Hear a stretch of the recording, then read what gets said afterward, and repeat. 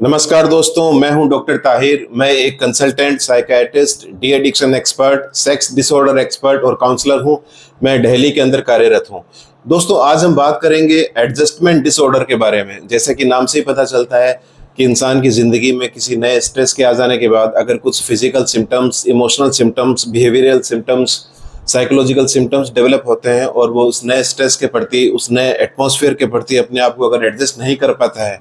तब हम इसे एडजस्टमेंट डिसऑर्डर बोलते हैं। दोस्तों, ये एडजस्टमेंट डिसऑर्डर फीमेल्स के अंदर ज़्यादा कॉमन होता है और मेल की बजाय फीमेल में 3 से 4 गुना कॉमन होता है।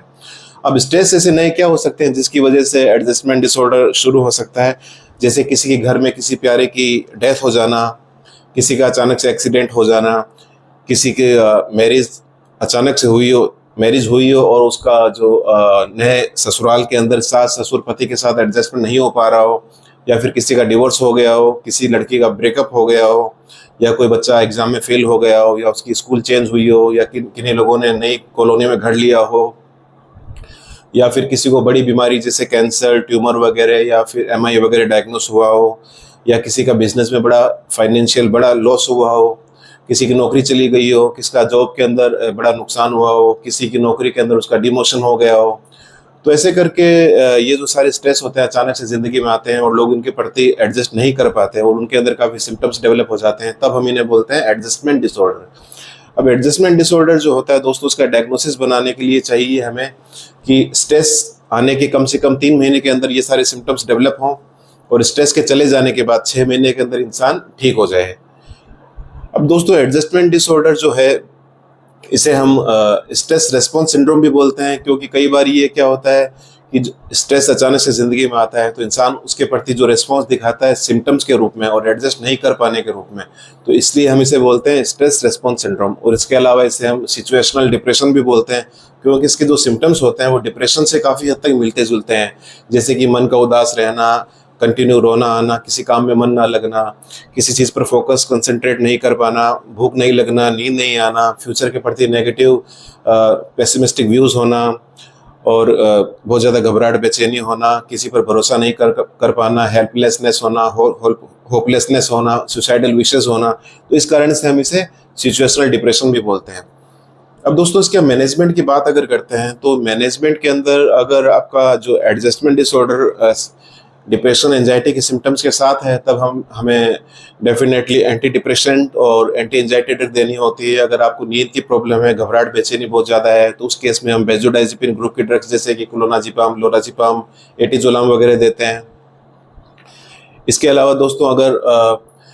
हम काउंसलिंग की बात करें तो काउंसलिंग का इसके अंदर मेडिसिन से भी ज़्यादा रोल है। काउंसलिंग के अंदर एक थेरेपी होती है कॉग्निटिव बिहेवियर थेरेपी, सीबीटी, उसका बहुत अच्छा रोल है, जिसके अंदर हम इंसान के जो नेगेटिव न्यूरोनल पैटर्न बन चुके हैं, उसके जो गलत विचार बन चुके हैं, विचारों में जो विकृति आ चुकी है, उसे हम सही करते हैं। उसके नेगेटिव थॉट्स को पॉजिटिव थॉट्स के साथ रिप्लेस करते हैं। उसे अपने नेगेटिव विचारों के साथ, गलत विचारों के साथ डिस्प्यूट करना सिखाते हैं, ताकि उसकी दिमाग के अंदर जो नेगेटिव न्यूरोनल पैटर्न बने हैं वो पॉजिटिव न्यूरोनल पैटर्न के अंदर कन्वर्ट हो सके, उसकी नेगेटिव थिंकिंग पॉजिटिव थिंकिंग में कन्वर्ट हो सके और वो एक पॉजिटिविटी के साथ नए माहौल, नए एटमॉस्फेयर के अंदर एडजस्ट हो सके। इसके अलावा दोस्तों, कॉग्निटिव रिस्ट्रक्चरिंग का भी काफ़ी अच्छा रोल है। इसके अलावा एक थेरेपी होती है REBT, यानी रैशनल इमोटिव बिहेवियर थेरेपी, जिसका काफ़ी बढ़िया रोल है, क्योंकि ऐसे जो एडजस्टमेंट डिसऑर्डर के मरीज होते हैं उनके अंदर इमोशंस काफ़ी डिसरेगुलेटेड हो जाते हैं, उनमें काफ़ी इमोशनल साइकोलॉजिकल सिम्टम्स डेवलप हो जाते हैं। तो उन इमोशंस को सही करने के लिए, उन इमोशंस को रेगुलेट करने के लिए REBT दी जाती है, ताकि इंसान के जो इमोशंस हैं स्टेबल हो सकें और वो अकॉर्डिंगली अपने एटमॉस्फेयर के अंदर वर्किंग कर सकें। इसके अलावा दोस्तों, अगर पेशेंट बहुत ज़्यादा घबराहट, बेचैनी में रह रहा है, उसका कई बार पैल्पिटेशन होने लग जाता है, घबराहट, बेचैनी होने लग जाती है, सांस अटक अटक कर आने लगता है, एंजाइटी सिम्टम्स काफ़ी ज़्यादा डेवलप हो जाते हैं नई सिचुएशन के अंदर, तो उस केस के अंदर हम उसे रिलैक्सेशन एक्सरसाइज भी सिखाते हैं, जिसके अंदर डीप ब्रीदिंग एक्सरसाइज का भी काफ़ी अच्छा रोल है। इसके अलावा जो प्रोग्रेसिव मस्कुलर रिलैक्सेशन एक्सरसाइज है उसका भी काफ़ी बढ़िया रोल है। तो दोस्तों, एडजस्टमेंट डिसऑर्डर काफ़ी छोटी बीमारी है, लेकिन अगर आप इसके सिम्टम्स को पहचानते हैं तो आप किसी नियर बाय साइकियाट्रिस्ट से मिलें और टाइम पर उससे ट्रीटमेंट लें, तो ये बीमारी आसानी से क्योर की जा सकती है। तो दोस्तों, ये वीडियो था एडजस्टमेंट डिसऑर्डर के बारे में, यानी किसी नई जगह पर अचानक से जाने पर या ज़िंदगी में कोई नया स्ट्रेस अचानक से आ जाने पर हम उसके प्रति एडजस्ट नहीं हो पाते और हमारे अंदर कुछ फिजिकल सिम्टम्स, कुछ psychological, emotional, behavioural symptoms develop हो पाते हैं,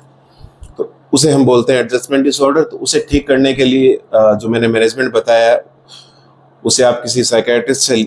लें और टाइम पर उससे मिलें, तो आराम से आप इस बीमारी से निजात पा सकते हैं। तो दोस्तों, उम्मीद करता हूँ ये वीडियो आपको पसंद आया होगा, आप इसे लाइक करेंगे और शेयर करेंगे